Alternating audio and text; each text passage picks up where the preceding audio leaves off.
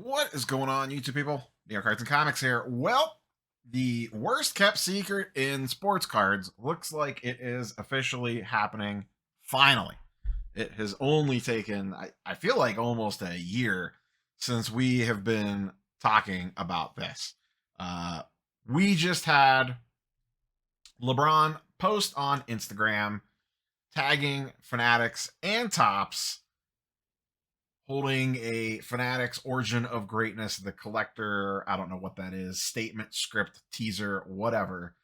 But it looks like we finally have the LeBron officially joining Fanatics slash Topps, no longer Upper Deck exclusive. Once again, if you've been around the channel for a while, we've literally been talking about this for a year plus. I think I've been speculating on it. I hopped on board to train. I forget the dates exactly, but it was the weekend where on a Friday, Bronny was announced as signing for Topps, that he was joining Team Fanatics. And then literally 2 days later, one of the clutch guys, one of the top clutch guys, leaves clutch to become athlete relations for Fanatics.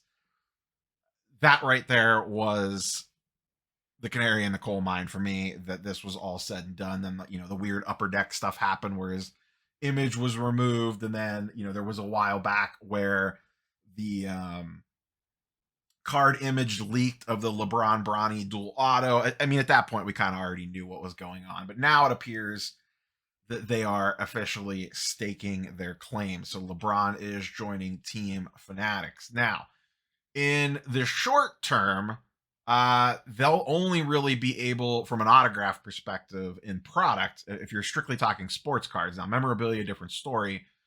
But if you're talking sports cards, they can only really use them in like Bowman University and stuff like that. Have him sign in a St. Vincent St. Mary uniform, do some dual autos with his kids and some other stuff, I'm sure.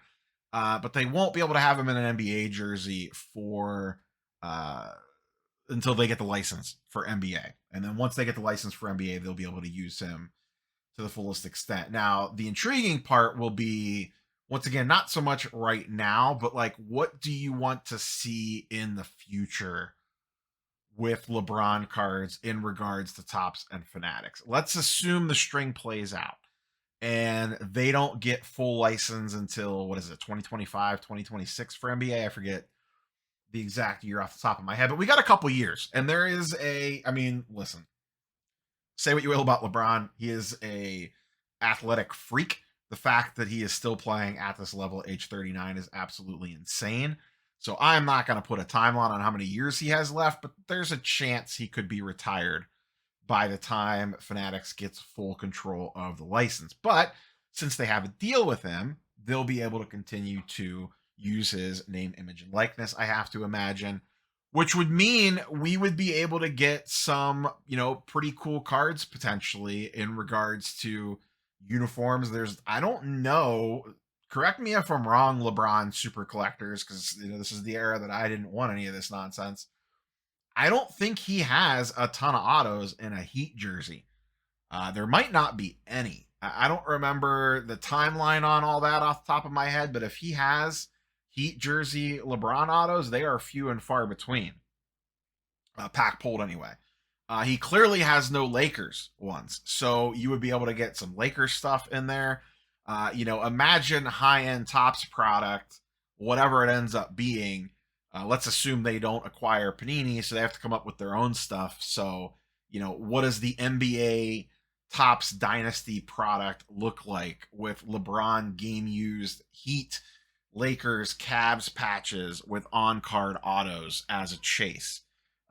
Or museum collection, or whatever, like I said, whatever products they want to roll out for super high end, to have an NBA product led by potentially LeBron on card autos with game used jerseys and stuff like that, that would be pretty enticing for a lot of people. A LeBron jersey Lakers card, whether it's just an image of him in a Lakers jersey or him in with game used patches or whatever, would go for astronomical sums of money. His Cavs stuff obviously sells extremely well. There's a lot of him in air quote unlicensed stuff like St. Vincent St. Mary jerseys. Those sell decently. I think because I followed this not super closely, but at least on the low end. Um, like his lower end autos go for about 2K, 1.5, 2K, depending on condition, shape, grade, image, how the auto looks. And you could probably get a decent low end Cavs jersey auto for 2,500 to 3,500, depending on the card, maybe even a little bit lower. I've seen like the LeBron Luke Jackson autos sell for like 2K or less on a dual auto, but that's kind of a weird example. So it looks like this is finally a done deal. This will ensure that we get LeBron cards in product for a very long time to come. And like I said, Topps will be able to do some fun stuff once he retires, where you get something with an image of him in all three jerseys or fourth jersey if he ends up going to another team before he retires. And this will ensure that he'll be in product for a very, very long time. If you've noticed, not many people have really talked about this.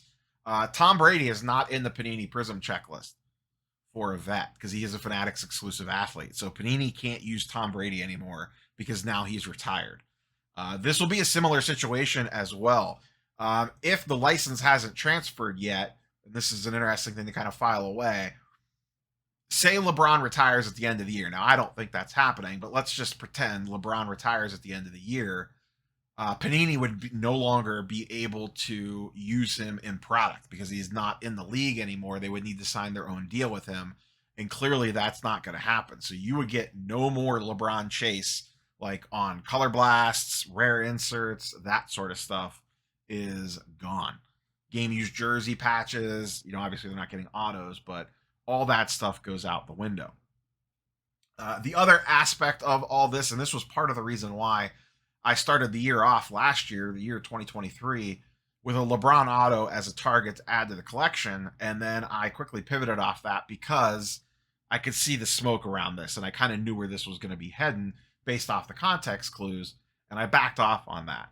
What does this do to the existing LeBron auto market? Let's assume Fanatics plays out. They have card licenses for the next 20 years. LeBron could start signing immediately. And even if he's not signing a ton, which I don't expect him to, his autograph's not going to be falling out of every single product. But it's going to be out there, and that is more supply coming to market. LeBron autos in the past were the one thing, it was like the one thing that you knew kind of exactly how many were out there, and no more were coming anytime soon, at least in an NBA jersey. That's different now. Now, the old stuff will always have probably more value, the uniqueness of the chase. Obviously, like a lot of the upper deck stuff, the designs are really awesome. Some of those cards look fantastic, and I'm not even talking about just like high-end exquisite patches, but just even like base level autos. Some of those old upper deck designs were really, really good. A lot of them are on card autos. So there is an aspect of that will help sustain value on those, but I think it will chip away at things. There's people like me out there that don't own a LeBron auto, but would like to at some point in time. And now there is potentially a new influx of inventory coming to market. Now, I do have like I said, I have a feeling that most of this stuff will be pretty rare, pretty hard to get your hands on, and probably have a pretty increased price tag because of that. But just more supply coming to the market will decrease prices, I would imagine, somewhat, even if it's only a small amount. So that's an interesting angle to kind of keep in mind as well. So the key question is, what do you want to see for LeBron autos in future product? Once Fanatics has the NBA license, like what is your dream card that they can make, considering they could use any jersey that he's ever worn, get game used stuff, do weird triple autos, or crazy inserts where he's in all 3 or 4 jerseys or whatever. What is on your wish list for LeBron stuff under a Topps Fanatics regime? That's all I got for you, boys and girls. Catch you on the next one. Peace.